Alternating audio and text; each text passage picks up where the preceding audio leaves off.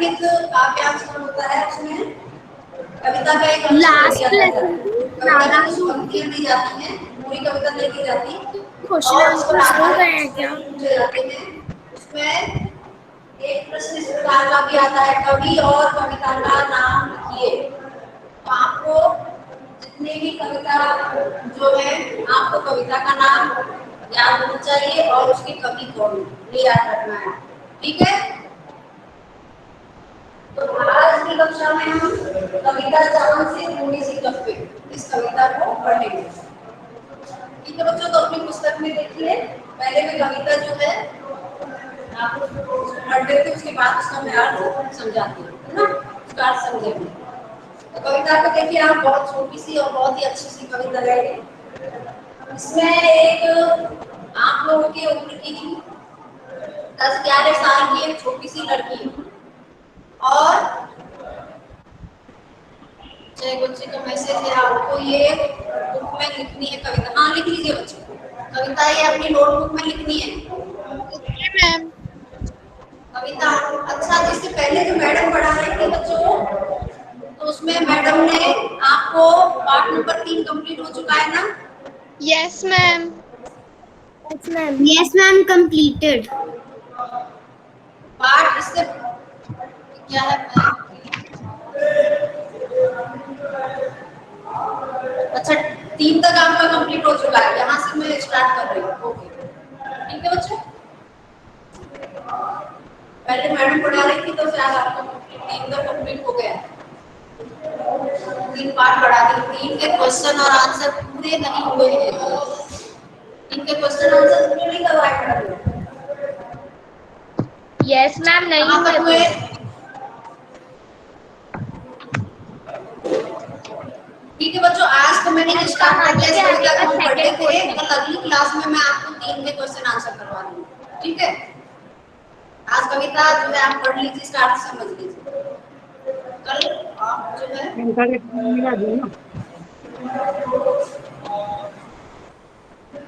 देखिए कविता, तो इसमें मैं बता रही थी आप लोग की उम्र की 10-11 साल की एक छोटी सी लड़की है और वो चांद से किस प्रकार से बातें कर रही है, तो उसके बारे में ही कविता लिखी गई है। चांद को देखकर जो है किस प्रकार के से वो बातें करती है, क्या क्या बातें करती है, वो आप इस कविता में पढ़ेंगे।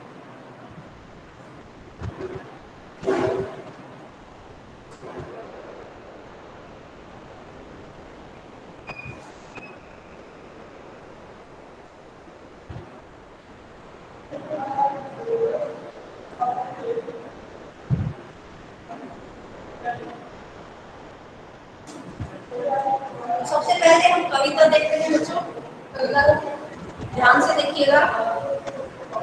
गोल है खूब मगर आप तिरछे नजर आते हैं जरा, आप पहने हुए हैं फूल आकाश तारों जरा, सिर्फ मुंह खोले हुए हैं अपना गोरा चिट्ठा गोल मटोल, अपनी पोशाक को फैलाए हुए चारों से आप कुछ तिरछे नजर आते हैं, जाने कैसे घूम है गोगी वाह जी वाह, हमको बुद्धू ही गिरा समझा है, हम समझते ही नहीं, जैसे कि आपको बीमारी है, आप घटते हैं तो घटते ही चले जाती है और बढ़ते हैं तो यानी बस की बढ़ते ही चले जाते हैं, दम नहीं लेते जब तक बिल्कुल ही गोल न हो जाए, बिल्कुल गोल, यह मर्ज आपका अच्छा ही नहीं होने में आता है। एक छोटी सी कविता है और सरल भी है, तो देखिए इसका अर्थ मैं आपको समझा देती हूँ। इसमें एक छोटी सी 10-11 साल की जो लड़की है, जो बालिका है, वो किस प्रकार से चांद से बातें कर रही है और क्या क्या विचार उसके मन में बातें करते समय आ रहे हैं। देखिए वो कैसे कर रही है, चांद से बातें करते हुए, गोल में खूब मगर आप तिरछे नजर आते हैं जरा, कि वैसे तो क्या है, आपका जो आकार है गोलाकार, गोलाकार मतलब पूरा ही गोलाकार के वो आप लेकिन पता नहीं आप जरा करते थोड़े, लेकिन आप क्या है थोड़े तिरछे नजर आते, आप जो है थोड़े तिरछे दिखाई देते। आप पहने हुए हैं कुल आकाश तारों जड़ा, तारों जड़ा था तारों से, क्योंकि आप लोग भी जानते हैं कि पूरे आसमान में ही जो क्या है रात्रि के समय जब चांद निकलता है तो तारे भी टिमटिमाते हैं और असंख्य तारे जो है हमें आसमान में दिखाई देते हैं। तो इसलिए लड़की कह रही है कि आप पहने हुए हैं कुल आकाश, कि आप ऐसा लगता है मानो पूरे ही आसमान को क्या है आपने वस्त्र बनाकर पहन रखा है। ये पूरा जो आसमान है वो आपको ऐसा लगता है मानो क्या है, ये पूरा आसमान आपका एक वस्त्र और आपने वस्त्र के रूप में पूरे ही आसमान को पहन रखा। किससे कह रही है? चांद से कह रही है। आप पहने हुए हैं कुल आकाश, कि आपने जो है वस्त्र बनाकर पूरे ही आकाश का वस्त्र बनाकर उसे पहन रखा। तारों जड़ा, और आपका जो ये आसमान रूपी वस्त्र है ये कैसा है? कैसा है? तारों जड़ा, अर्थात इसमें तारे जड़े हुए हैं, तारों से युक्त है। कैसे है तारों से युक्त? देखिए, क्योंकि रात्रि के समय जब चंद्रमा निकलता है आसमान में, देखा होगा आप लोगों ने भी, तो चंद्रमा जब निकलता है तो चंद्रमा के साथ साथ आसमान में हमें टिमटिमाते हुए असंख्य तारे भी दिखाई देते हैं। यहाँ पर जो छोटी लड़की है वो चांद से जब बातें कर रही है तो वो कह रही है कि आप जो है कैसे हैं, आपने ऐसे लग रहा है मानो, लग रहा है आपको देखकर कि मानो आपने पूरे ही आसमान को एक वस्त्र के रूप में वस्त्र बनाकर पहन रखा हो। और ये वस्त्र आपका कैसा है? कैसा है? तारों जड़ा, हाँ ये तारों से भरा हुआ है, तारों से युक्त है आपका ये वस्त्र। इस प्रकार से बातें लड़की जो है, छोटी लड़की चांद से बातें करती हुए, गप्पे लड़ाते हुए कह रही है। आगे देखिए, सिर्फ मुंह खोले हुए है अपना गोरा चिट्टा। फिर आगे क्या कहती है वो? और गोरा चिट्टा तो इसलिए कहा है कि जो चांद है वो सफेद रंग का होता है, ऐसा होता है बिल्कुल सफेद रंग का होता है, तो इसलिए उसको गोरा चिट्टा कहते हैं। तो कह रहे हैं कि सिर्फ मुंह खोले हुए है अपना। वो लड़की कह रही है कि आप ऐसे लगता है कि पूरे आसमान को तो आपने वस्त्र बनाकर पहना हुआ है, और वो जो वस्त्र है आपका तारों से भरा हुआ है, तारों से जड़ा हुआ है, और उसके बाद ऐसे लगता है केवल आप क्या है अपना केवल मुंह खोल रखा है, और मुंह कैसा है आपका? गोरा चिट्टा, गोल मटोल, और पूरा जो है पूरे गोल आकार का गोल मटोल मुंह है आपका, और गोरा चिट्टा है, और उसको केवल केवल मुंह को ही आपने खोल रखा है। वस्त्र पहने हुए केवल आपका जो है गोरा चिट्टा गोल मटोल जो है मुंह खुला हुआ ही हमें दिखाई देता है। इस प्रकार से लड़की बातें कर रही है। आगे देखिए, अपनी पोशाक को फैलाए हुए चारों सिर, चारों सिर यहाँ पर एक शब्द आया है, चारों सिर का अर्थ है चारों दिशाओं में, चारों दिशाओं में, चार दिशाएं होती है आप लोग जानते हो, और चारों दिशाओं में जो है, इसलिए लड़की कह रही है कि ऐसा लगता है आपने अपनी पोशाक को चारों दिशाओं में फैला रखा है। चारों दिशाओं में कैसे फैला रखा है? क्योंकि आसमान आप भी जानते हैं उसकी कोई सीमा हमें नजर नहीं आती है, और चारों तरफ जिस भी दिशा में हम नजर दौड़ाए हमारी नजर पड़ती है तो चारों तरफ हमें आसमान ही आसमान दिखाई देता है। तो इसलिए वह छोटी लड़की कह रही है, क्या कह रही है? कि आप जो है ऐसा लगता है अपनी पोशाक को आपने चारों दिशाओं में फैला रखा है, कि आपने जो अपनी पोशाक पहन रखी है, जो वस्त्र पहन रखा है आपने, उसको ऐसा लगता है चारों दिशाओं में आपने उसको फैला रखा। ठीक है, और आगे देखिए, आप कुछ तिरछे नजर आते हैं जरा, आप कुछ तिरछे नजर आते हैं जाने कैसे, मुंह में कोकी बाजी। अब आगे लड़की जो है वो बालिका बात करते हुए कह रही है कि आप कुछ तिरछे नजर आते हैं जाने कैसे, कि वैसे तो क्या है आपका पूरा जो आकार है पूरा गोल है, गोल मटोल है, ये कहा है उसने पहले बताया है, लेकिन पता नहीं फिर भी आप तिरछे क्यों नजर आते हैं? आपका आकार गोल होने के बाद भी आप तिरछे नजर क्यों आते हैं? खूब है गोगी, गोगी का अर्थ है यानी, ये आपकी बात भी कैसी है? वाह जी वाह, ये आपकी बात भी क्या है एकदम ये आश्चर्य भरी, कि आपका आकार जो है वैसे तो गोल दिखाई देता है, लेकिन फिर भी क्या है, कभी कभी आप तिरछे नजर आते हो। तो आपकी जो ये बात है, ये वाजिब अर्थात तारीफ करते हुए कहती है कि वाह, आपकी तो क्या है, ये जो बात है, ये क्या है, बहुत अलग है, विशेष है कि वाह, जैसे हम बात करते हुए वाह क्या बात है। फिर आगे कहती है, हमको बुद्धू ही निरा समझा है, हम समझते ही नहीं जैसे कि आपको बीमारी।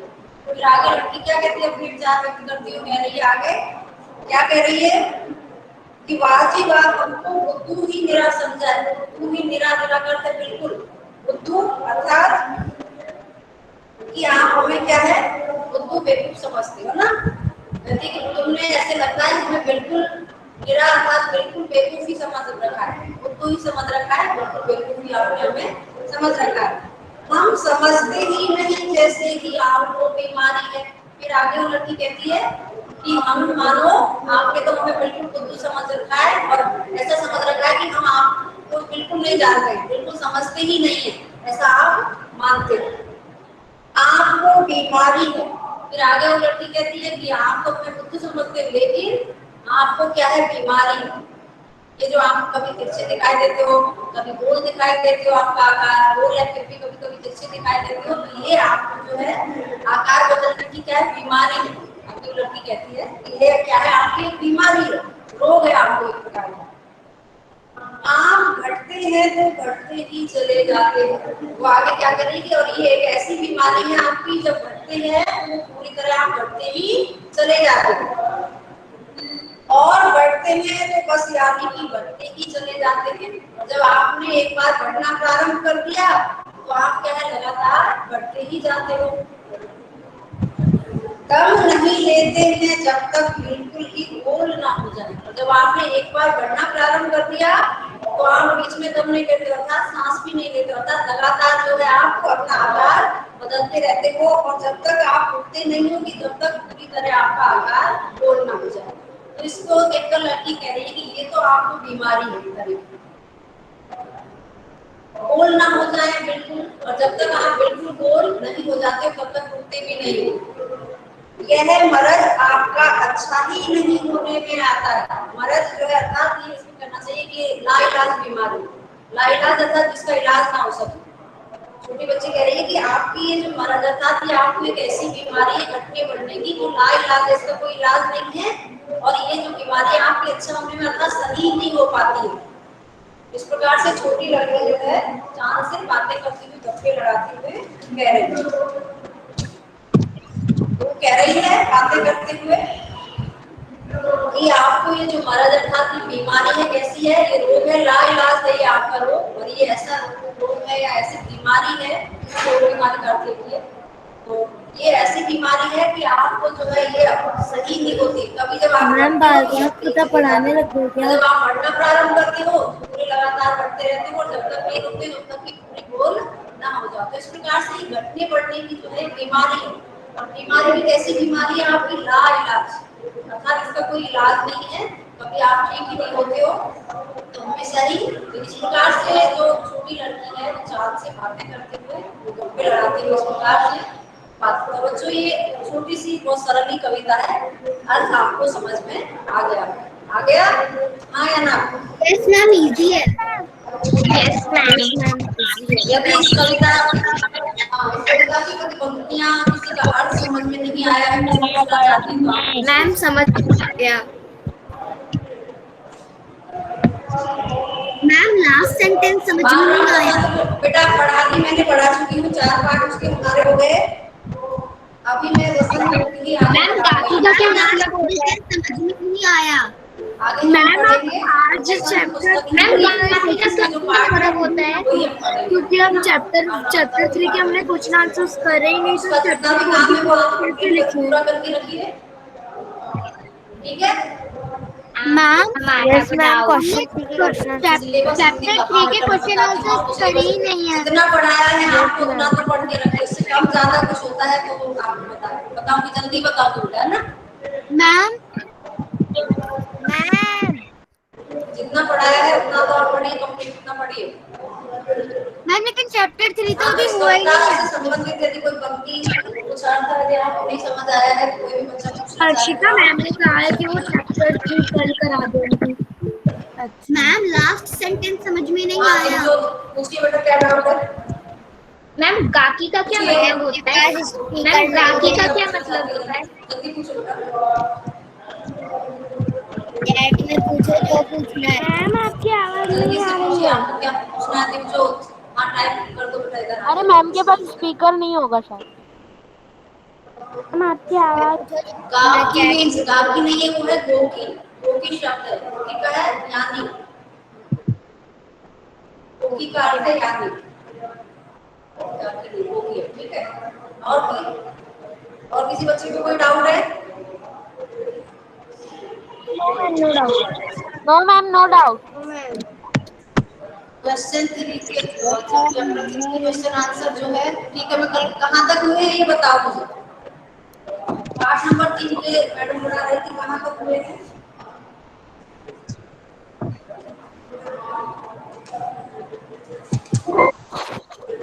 इसमें अनुमान और कल्पना तक हो चुके हैं क्या? क्वेश्चन 1 से, एक तो कह रहा है क्वेश्चन 1 से करा रहा है, कोई दूसरा बच्चा कह रहा है कि नहीं। हाँ, ये जो आपका परीक्षा होगी, पीटी 1 जो टेस्ट होगा, इसमें बच्चों ये 40 नंबर का होगा। और इसमें दोनों ही पुस्तक से प्रश्न आएंगे, बाल राम कथा भी आएगी और वसंत भी आएगी, ठीक है। Okay ma'am. दोनों ही पुस्तक से जो है आपके प्रश्न मैम पूछे कौन कौन जाएंगे, से लेसन आएंगे? दोनों ही पढ़नी है आपको। मैम कितने लेसन आएंगे? हाँ, ये बताइए पाठ नंबर 3 की जो है, कहाँ तक अनुमान कल्पना तक हो चुके हैं क्या, मैम ये लेसन बताइए। कितने ऐसे लेसन है? करवाती हूँ।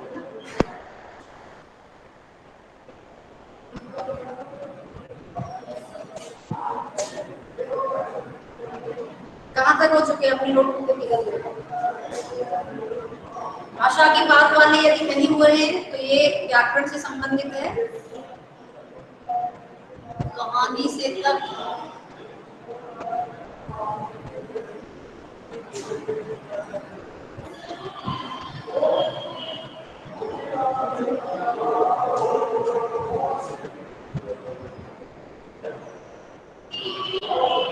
हाँ बच्चों, आपका जो सिलेबस है, ठीक है, आप इसमें आपके आएंगे क्या, वसंत जो पुस्तक है इसमें पहला, दूसरा, तीसरा और चौथा 4 पाठ आएंगे, ठीक है।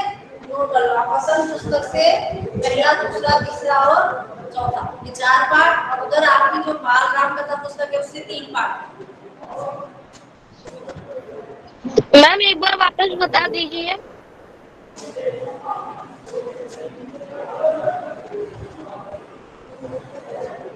Okay ma'am.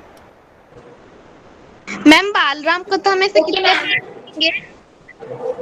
पीटी 1 का आपका सिलेबस है बच्चों, वसंत जो पुस्तक है उससे बालराम कथा में फर्स्ट 3 लेसन्स आएंगे। 1, 2, 3 और 4, ठीक है, ये 4 पाठ। और आपकी बाल राम कथा जो पुस्तक है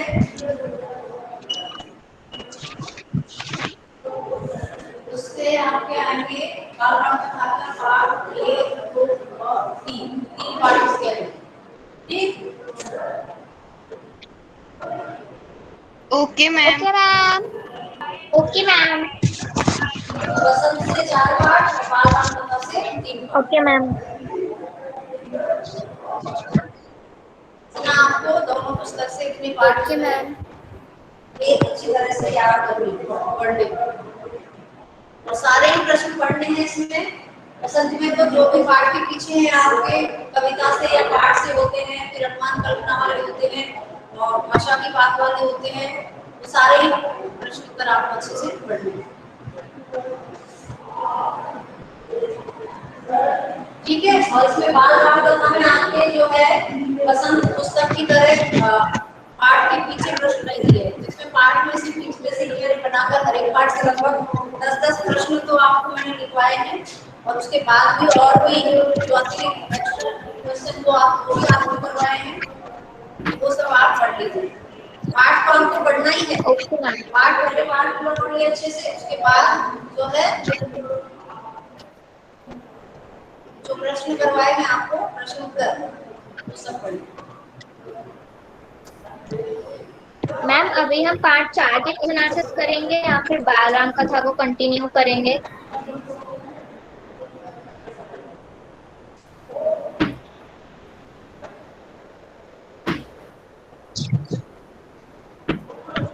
हाँ तो सिलेबस पता चल गया ना आप लोगों को? ये मतलब उसमें से 4 पार्ट है, पार्ट से पार्ट 1 से लेकर 4 बालराम कथा के पार्ट 1 से लेकर 3 तक।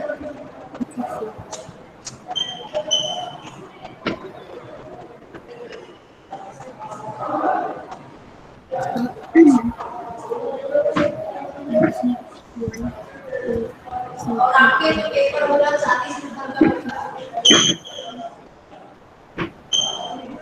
40 नंबर, ठीक है, 40 नंबर का पेपर होगा आपका पूरा।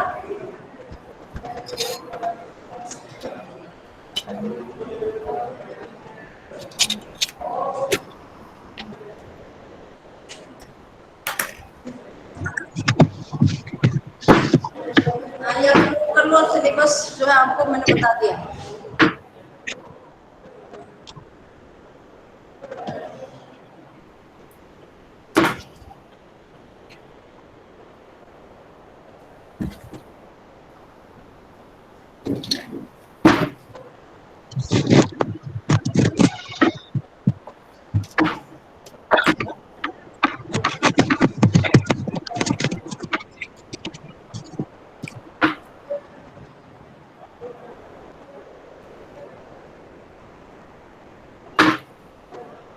मैम कहाँ से करा रही है क्वेश्चन आंसर्स?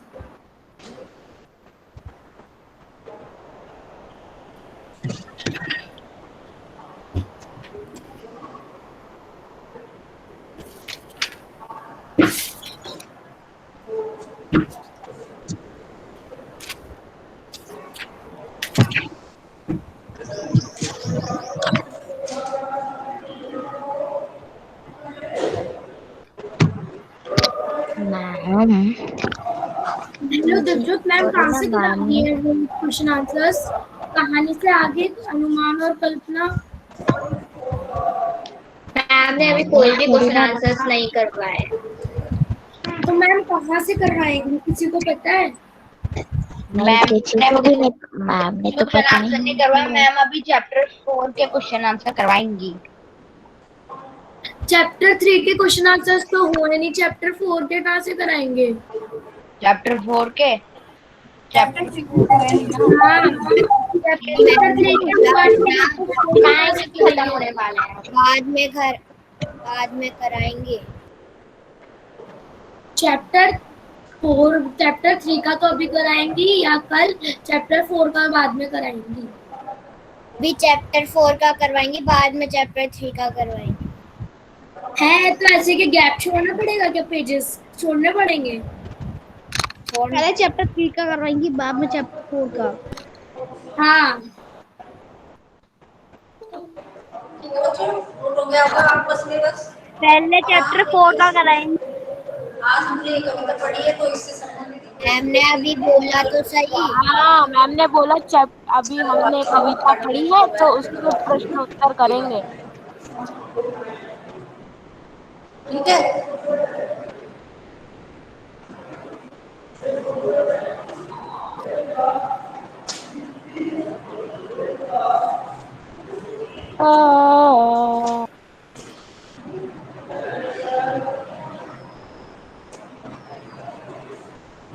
पार्ट नंबर 4 कविता हमने पढ़ी थी अभी, चांद से थोड़ी सी करके उसके प्रश्न देखिए। कविता से का नंबर 1 पहला प्रश्न देखिए।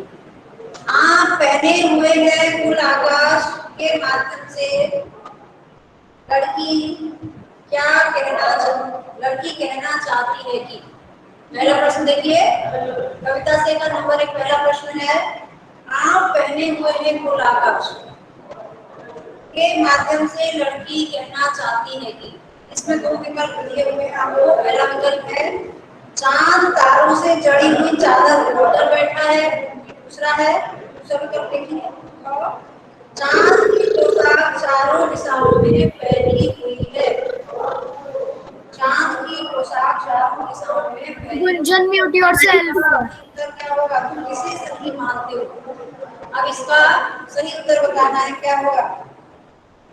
आप पहले मैम आप पार्ट 4 का करवा रहे हैं क्वेश्चन आंसर या 3 इस के? पंक्ति के द्वारा जो है लड़की क्या कहना चाहती है, इस प्रश्न के साथ ही दो 4 के विकल्प करवा रही है मैम। और दोनों विकल्पों में से आपको चुनकर सही जो उत्तर है वो बताना है। कौन सा होगा इसका सही उत्तर? इस पंक्ति का अर्थ क्या होगा? Okay thank you. दूसरा विकल्प सेकेंड ऑप्शन।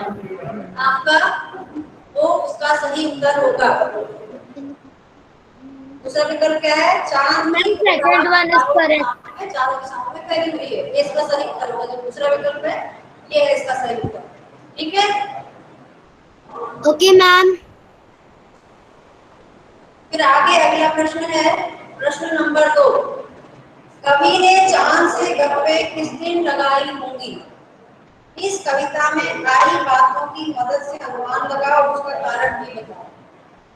क्योंकि इसमें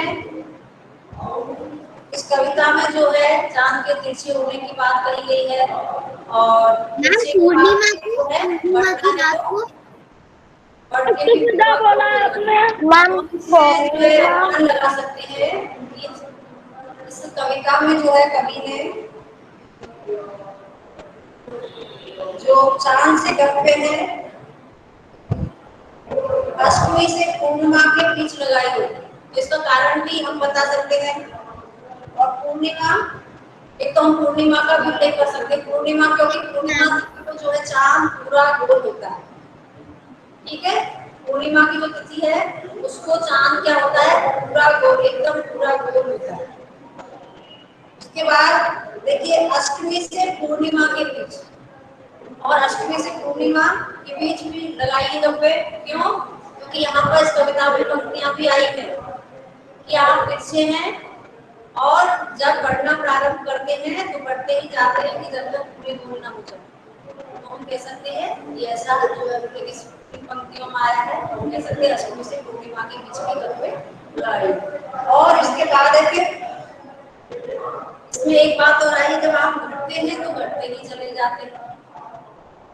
तो आप लोग बच्चों जानते होंगे कि जो हमारे हिंदी महीनों के अनुसार जो देसी पंचांग होता है उसमें एक महीने में 15-15 दिन के 2 पक्ष होते हैं ना। तो 2 पक्ष होते हैं, उनमें एक पक्ष जो है अमावस्या तक, प्रथमा से अमावस्या तक कृष्ण पक्ष माना जाता है और उसके बाद फिर दोबारा प्रथमा से पूर्णिमा तक शुक्ल पक्ष उसको मानते हैं। तो शुक्ल पक्ष में जो है चांद की रोशनी हमें दिखाई देती है और वो जब धीरे धीरे धीरे बढ़ता है, प्रथमा द्वितीया तृतीया चतुर्थी पंचमी जैसे जैसे तिथियां आती है चांद क्या है बढ़ता जाता है। और क्या है इसको शुक्ल पक्ष इसलिए कहा गया है कि चांद की जो रोशनी है, चांद का जो प्रकाश है वो हमें दिखाई देता है ना। और कृष्ण पक्ष में जो है चांद का प्रकाश हमें नहीं दिखाई देता, इसलिए इसको कृष्ण पक्ष कहा है। इसमें चांद का जो चांद का जो घटना किस्सा होना ये देखते हैं। ठीक है,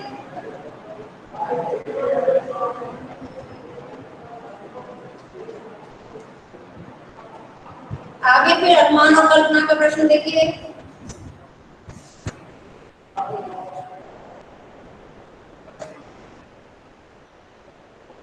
आगे अनुमान और कल्पना वाला मैम प्रश्न 2 का आंसर क्या होगा?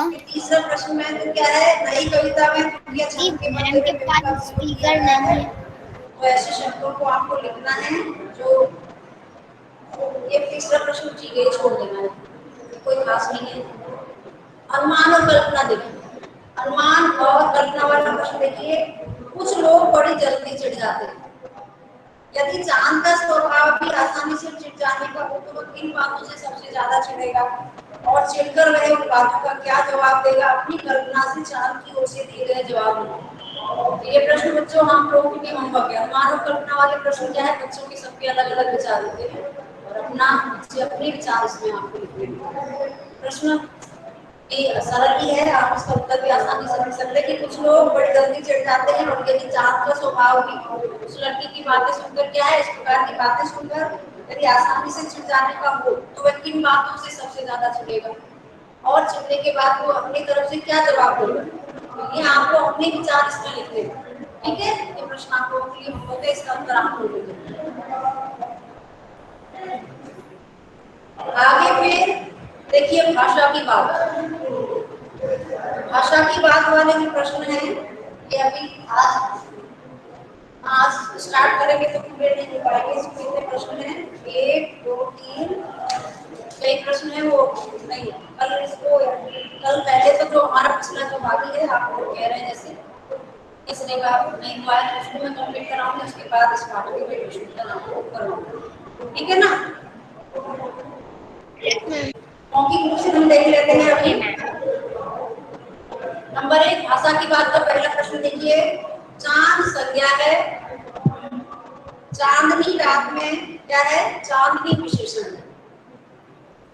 नीचे दिए गए विशेषणों को ध्यान से देखो और बताओ कि कौन सा वृत्त जुड़ने पर विशेषण बन रहे हैं और इन विशेषणों के लिए एक एक उपयुक्त संज्ञा भी दो। नीचे कुछ उदाहरण दिए हुए हैं, इनको देखिए आप ध्यान से, आपकी पुस्तक में होंगे। गुलाबी पगड़ी, मखमली घास, कीमती गहने, ठंडी रात, जंगली फूल, कश्मीरी भाषा। तो ये जो है आपको ये देखना है कि पहले तो ये कौन सा प्रत्यय जुड़ने पर विशेषण बन रहा है। प्रत्यय कौन सा, प्रत्यय क्या होता है ये समझिए पहले। सबसे पहले आप समझिए कि प्रत्यय क्या होता है ना।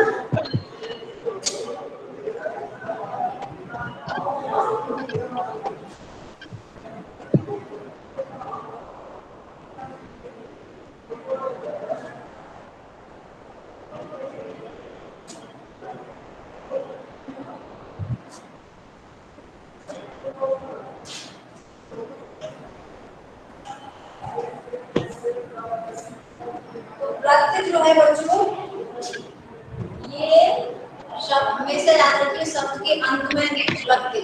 प्रत्ययों का प्रयोग कहाँ होता है? शब्द के बाद में या अंत में किया जाता है। प्रत्यय जो है ये का प्रयोग शब्द के बाद में किया जाता है। प्रत्यय और उपसर्ग ये व्याकरण में शामिल होता है। ये भी पढ़े हुए हैं तो होते हैं उपसर्ग और प्रत्यय। तो उपसर्ग जो क्या है, ये हमेशा शब्द से पहले लगते हैं ना, किसी भी शब्द से ये पहले लगते हैं। उपसर्ग का प्रयोग सबसे पहले किया जाता है और प्रत्यय का प्रयोग होता है शब्द के बाद में, अंत भी कह सकते हैं, शब्द के अंत में। ये अंतर ध्यान रखना है, ठीक है? आपके अब पूछा गया है प्रत्यय, है ना? मैम इसको लिखना भी है। तो देखिए कैसे कौन कौन सा प्रत्यय है। We have to write this. अरे मैम ने तो अभी तक कुछ लिखा ही नहीं यार, क्या लिखना है क्या लिखना है। ऐसे आपको उदाहरण दिया है गुलाबी, है ना? गुलाबी शब्द को देखिए तो इसमें लिखना है क्या है? गुलाब। इसमें मुख्य शब्द है आपके गुलाब और प्रत्यय जोड़ा गया है इसमें ई। प्रत्यय कौन सा जोड़ा है? ई प्रत्यय है इसमें। मैम लिखना भी है क्या? ठीक है, मैम ने तो लिखना भी है। गुलाब में ई प्रत्यय जोड़ा है, उसके बाद में ma'am we have to write this. Ma'am इसको लिखना भी है। ठीक है। प्रतिकार आनुषंगिक प्रत्यय हमेशा शब्द के अंत में इनका प्रयोग किया जाता है, सबके अंत में नहीं लगता और उपसर्ग सबसे पहले। मैम लिखना भी है क्या? ये आपके आगे पाठ करेंगे, आपको दोनों ही चीजों का ध्यान रखिए। उपसर्ग हमेशा सबसे पहले लगाए जाते हैं और प्रत्यय का प्रयोग हमेशा शब्द के अंत में किया जाता है। प्रत्यय तो क्या है, बहुत सारे हैं, एक प्रकार के प्रत्यय जैसे जैसे आपके पाठ में आएंगे मैं आपको बता दूंगी, है ना?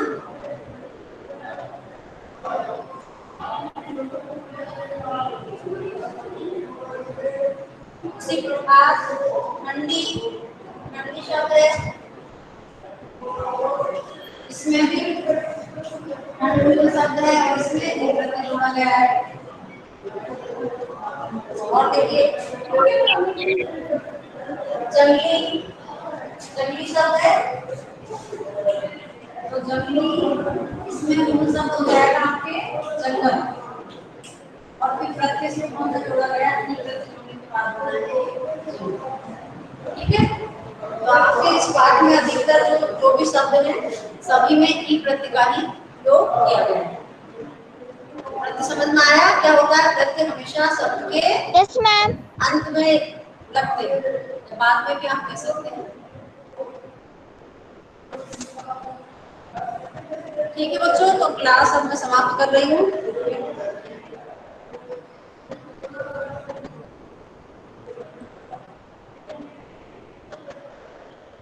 Bye bye madam. Thank you, ma'am, for teaching us.